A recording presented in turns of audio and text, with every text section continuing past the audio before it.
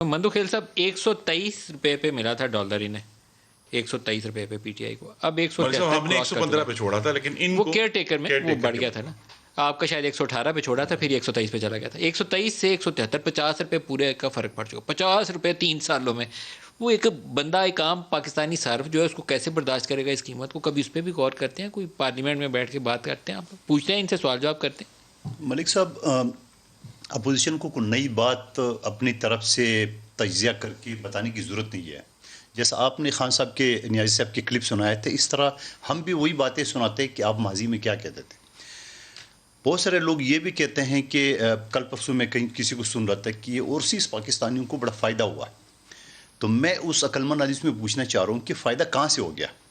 Overseas Pakistani اگر 1 روپے ہے تو 174 75 روپے. یہ جو آپ بتا رہے ہو ریٹ غالباً شام میں کچھ اور بھی بڑھ گیا 80 پیسے ڈالر کا. وہ اوپن مارکیٹ میں ٹھیک ہے نا, اوپن مارکیٹ میں 174 ٹھیک ہے. تو میں یہ پوچھنا چاہ رہا ہوں کہ جب یہ اورسیز پاکستانی جب پیسے لاتے ہیں وہاں پہ تو یہاں وہ یہ نہیں سمجھ رہے کہ 1 روپے 175 74 کے برابر ہے. وہ یہ سوچے جو مکان یعنی سریا کی مثال دو, اس سے پہلے یہ 30-35 ہزار سریا تھا, آج 1,85,000 روپے پہ ٹن ہے. تو آپ بتاؤ جو اورسیز والے یہاں پیسہ لگائیں گے ان کا تو نل ہو گیا. مطلب وہ جو پہلے کے اعداد و شمار کرتے تھے یا وہ بھی ناراض ہوں گے کہ بھائی آپ نے کیا کیلکولیشن کیا. پھر اس کو بھی چھوڑیے, کل جو معاشی رپورٹ آئی ہے 98% عوام نے کہا کہ مہنگائی کا طوفان ہے. 98%. اس کے بعد کیا رہ جاتا ہے؟ اس کو بھی چھوڑیے.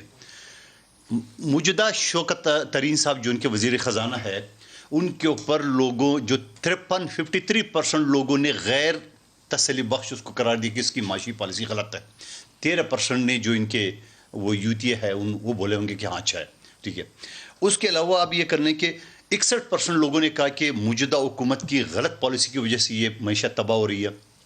30% نے پچھلے حکمرانوں پہ 75 سال پہلے جو حکمران تھے یا 75 سالوں میں ان کے اوپر ڈال دی.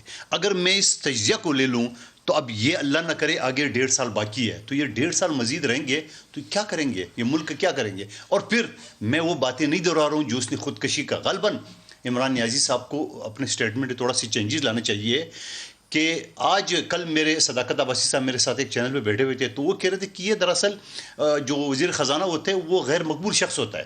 تو میں نے کہا عمران نیازی صاحب کو پھر خودکشی اس کو کرنا چاہیے کہ وزیر خزانہ خودکشی دے گا اگر میں نے IMF سے لون لیا. آج وہ خوشخبری سنا رہے ان کے اسٹیٹ بینک گورنر اور یہ سارے, یعنی اب یہ کہ معیشت کا بیڑا غرق کرتے ہوئے پچھلے ہفتے عمران نیازی صاحب کے اسکول سے خطاب کر رہا تھا, انہوں نے کہا 2 کروڑ بچے اسکول نہیں جا رہے, یعنی 3 سال بعد بھی 2 کروڑ, جب اپوزیشن میں تو اس وقت 1 کروڑ 1.5 کروڑ کی بات کر رہا تھا. تو میں کس چیز کی بات کروں